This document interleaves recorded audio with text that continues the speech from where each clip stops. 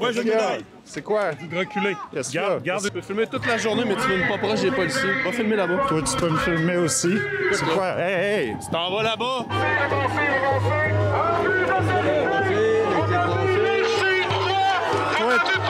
Toi, tu me touches pas.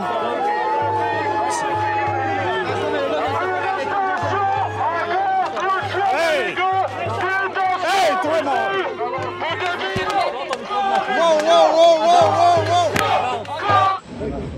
Ils saisissent sa caméra. Oui. Ils vont saisir sa caméra. La population était derrière les policiers. La population voulait que les manifestants reçoivent beaucoup de tickets aussi. Et puis, il m'a dit, Guillaume, je vais t'envoyer un constat d'infraction par la poste. Puis j'ai vraiment l'impression que c'était pour se venger de ce qui était arrivé que j'ai expliqué juste précédemment. Si je vous disais qu'il existe des articles de loi très subjectifs, donnant des pouvoirs exceptionnels aux policiers pour remettre des contraventions de manière arbitraire, mon collègue Guillaume Roy, alors citoyen journaliste, cherchant à documenter les abus du système durant la prétendue pandémie, s'est vu remettre une contravention de 150 $ pour avoir dit « grand fendant » à un policier habillé en civil. Aujourd'hui, Rebel News se rendra en cour d'appel afin que la liberté d'expression prévale et que les policiers cessent les abus de pouvoir pour assouvir une vengeance basée sur leur susceptibilité.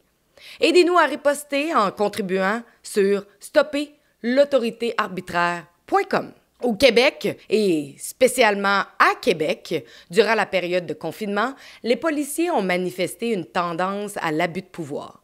J'ai demandé aux policiers et à la Commission santé et sécurité de donner plus de contraventions. Puis je rappelle, les amendes peuvent aller jusqu'à 6 000 $.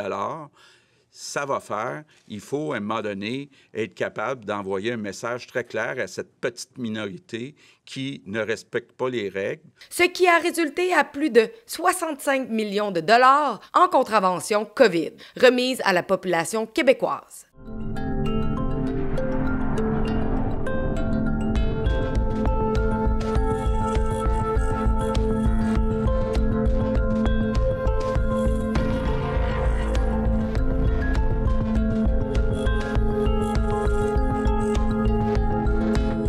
Guillaume Roy, alors journaliste indépendant, documentant les manifestations et donnant une voix aux manifestants, a lui-même reçu plusieurs contraventions de toutes sortes. La plus choquante étant celle pour avoir injurié ou insulté un agent de la paix dans l'exercice de ses fonctions, émise par un policier en civil le 9 juin 2021 lors d'un sit-in en face du Parlement du Québec. Guillaume était en live stream lorsqu'il a évoqué ces mots sans nommer qui que ce soit, jugez par vous-même. Évidemment, la ville, il niaise pour recevoir, ou peu importe c'est qui le responsable de recevoir la demande, ça niaise dans le branche, évidemment. Mais nous autres, on a fait notre demande et on a installé notre tente. Maintenant, monsieur, les agents, ils viennent nous infiltrer comme d'habitude, lui et son grand fendant là-bas. Là. Comment tu l'as appelé, Guillaume? Un grand fendant. Ah, personne. Je vais te mettre ton constat d'infraction tantôt. Il est présentement 14h25 pour recevoir ton constat d'infraction à l'adresse de ton permis de conduire, Guillaume. OK? C'est compris? Écoute, je l'ai même pas nommé. Grand fendant, c'est assez, tu l'as visé, tu vas aller des policiers, c'est assez. Bon, en tout cas, écoute. Eux sont venus nous demander de manière anticonstitutionnelle, puis ils ne respectent pas notre droit de manifester. Puis là, ils niaisent avec toutes les options possibles, les véhicules encore. Fait que là, Mary, elle a accepté. Moi, je refusais qu'on défasse le campement parce qu'en plus, il y a la CSN aujourd'hui qui vient s'installer. Fait que là, monsieur, évidemment, il est pas content que je fasse un live. Dans la vidéo, il est évident que la police connaît monsieur Roy, probablement puisque ce dernier couvrait les manifestations et les actions de désobéissance civile et exposait l'agissement des policiers. Cette contravention est clairement une vengeance personnelle à l'égard de monsieur Roy. Rebel News ainsi que le Fonds pour la démocratie ont débattu de la question en cour municipale. Guillaume a malheureusement été déclaré coupable et cela a eu pour effet que la contravention, qui avait à la base un montant de 150 $, a augmenté à plus de 423 $. Cela démontre pourquoi presque personne n'ose se défendre légalement contre ces contraventions arbitraires pour insultes. Aujourd'hui, Rebel News souhaite contester cette décision en cour d'appel pour démontrer que la liberté d'expression est primordiale au Canada. Le pouvoir arbitraire doit cesser et le cas de Guillaume en est un bon exemple. Nous devons porter cette affaire devant la cour d'appel, alors aidez-nous à riposter sur stopperlautoritéarbitraire.com. Et moi, dans le fond, j'avais une caméra, puis j'ai commencé à plus avoir moins confiance aux médias pendant la pandémie. Puis ça m'a donné le goût de faire moi-même des reportages. Je trouvais qu'il y avait des choses qui manquaient là-dedans. Fait que tu me l'ordres dessus. On va y aller. Vas-y. Ça va me faire plaisir. Merci. À quelle heure tu as reçu là? 14h37. Aujourd'hui. Suite à l'annonce du projet de loi 96, il y avait un élément dans ce projet de loi-là qui avait une atteinte à la Constitution. Ça a créé une espèce de panique là, chez plusieurs groupes de militants, ce qui a amené à tous ces gens-là à se mobiliser. Puis moi, j'ai commencé à m'intéresser à cette mobilisation-là. Puis ça m'a amené à être dédié complètement à reporter ce projet-là. Donc, le sit-in, c'est un mouvement, c'est comme une manifestation, mais qui dure, qui n'arrête pas. Au début, il y avait beaucoup d'installations, des toilettes chimiques, un camion avec un réfrigérateur à l'intérieur, des barbecues. Et puis tout ça, ça a amené beaucoup de personnes à participer à cette manifestation-là. Donc, dès la première journée que j'étais là-bas, j'ai remarqué qu'on se faisait espionner par des agents habillés en civil. Puis je me suis dirigé vers une de ces personnes-là, puis il m'a tout de suite appelé par mon nom, puis il m'a dit qu'il me suivait sur les réseaux sociaux. Rendu au jour numéro 8, la ville a demandé aux policiers de passer à un démantèlement du campement. Donc, à partir de ce moment-là, il n'y avait plus le droit de véhicule d'être stationné. Tout ce qui était jugé comme installation temporaire ou permanente là, était interdit. Plus tard, on sait que les manifestants ont remis une petite installation qui semblait comme temporaire, n'était pas permanente. Et là, c'est là que vous avez fait face à des policiers en civil et vous avez reçu cette contravention-là. Et puis donc, cette journée-là, ces deux policiers sont venus vers moi. On commençait à me mettre beaucoup de pression. J'ai même perdu patience à un certain moment. Moi, je m'occupe pas de rien. J'ai pas les clés. Pas à moi de faire ça. Le stock m'appartient pas. Ils ont continué d'insister. J'ai dit à celui qu'on voit avec les lunettes, si vous avez un problème avec le campement, vous avez juste à faire comme la première fois, venir démanteler, on va vous laisser 2-3 sacs de poubelle, puis ça va nous faire plaisir. Donc là, lui, ça l'a vraiment frustré. Il a pris son téléphone. Attends, tu vas voir, il m'a pointé du doigt. Là, il a fait un appel avec beaucoup d'émotion. C'est à ce moment-là que moi, j'ai décidé à sortir mon... Parce qu'ils voulaient pas que je les expose en vidéo. Là, j'ai décidé de le faire pareil, vu que c'était trop. Je trouvais qu'il allait trop loin, finalement. Comme on voit dans la vidéo, j'explique à mon auditoire, lui est venu avec son chum, le grand fendant là-bas, son collègue. Et puis, en disant ce mot-là, il m'a entendu. Et puis, il m'a dit, Guillaume, je vais t'envoyer un constat d'infraction par la poste. Puis j'ai vraiment l'impression que c'était pour se venger de ce qui était arrivé que j'ai expliqué juste précédemment. Vous n'avez pas nommé la personne. Vous avez juste lancé ce mot-là. Et donc, comment vous êtes senti à ce moment-là? Pensez-vous que c'était vraiment juste une vengeance? Est-ce que c'est... Comment vous êtes senti dans votre liberté d'expression?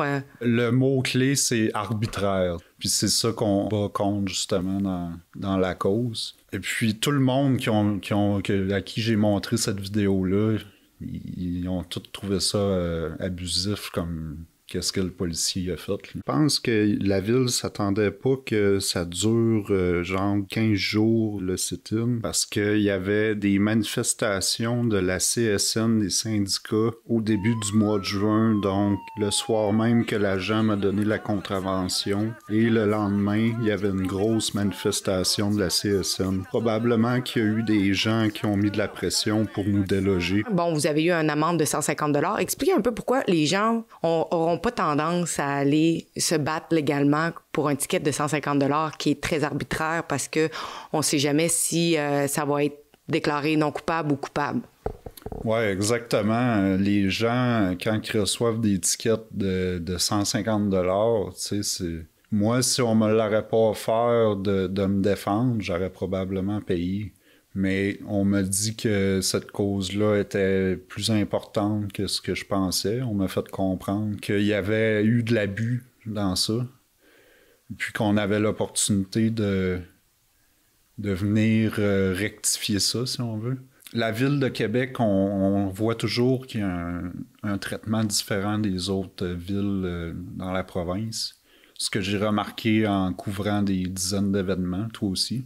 La Ville de Québec, c'est beaucoup des Québécois francophones qui font le travail de policier, donc sont habitués de faire affaire avec le père, le semblable des Québécois. Donc moi, je dis souvent, on est dur avec les faibles et on est faible avec les durs, finalement, parce que je pense que c'était facile pour ces policiers-là d'être tough avec nous autres. Surtout qu'il y avait toute l'opinion publique. François Legault leur a demandé aux policiers de donner plus de constats d'infraction. La population était derrière les policiers. La population voulait que les manifestants reçoivent beaucoup de tickets aussi. Donc, les policiers y incarnaient cette espèce de haine envers un groupe d'individus qui étaient marginalisés par les médias pendant cette période-là. En plus, on a vu dans d'autres genres de manifestations les participants dire des choses bien pires aux policiers, du genre que la personne souhaitait que le policier se retrouve 6 pieds, vous savez où. Ce genre de double standard-là, ça doit s'arrêter.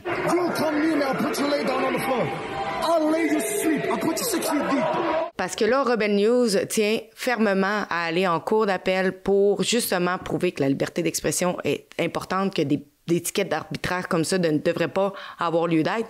Mais j'aimerais ça vous entendre, vous, pourquoi vous pensez que c'est important qu'on aille jusqu'au bout et aussi comment que les gens peuvent aider à cette cause.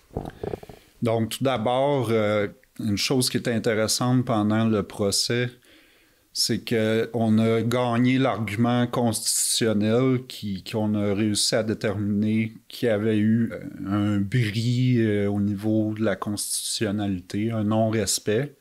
Le seul point qu'on a perdu en cour municipale, en fait, c'est une faute que le juge aurait faite. On aurait beaucoup de chances de gagner par le fait que le juge a trouvé une manière de justifier le fait que j'ai reçu cette amende-là, malgré que c'était inconstitutionnel. Ils peuvent faire ça, dans le fond.